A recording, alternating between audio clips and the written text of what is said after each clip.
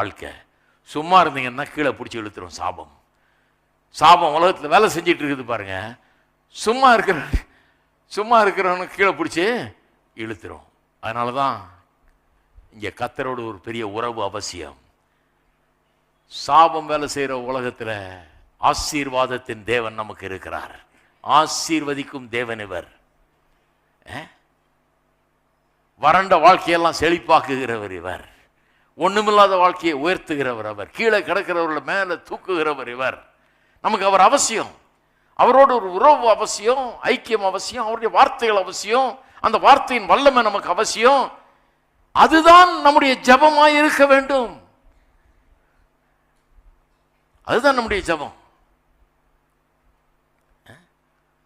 ஒரு இடத்துல சொல்லியிருக்கு பைபிள்ல, உயர்ந்த ஸ்தானங்கள்ல நம்மளை வைக்கிறவரா, உயர்ந்த ஸ்தானங்கள்ல வைக்கிறவர்.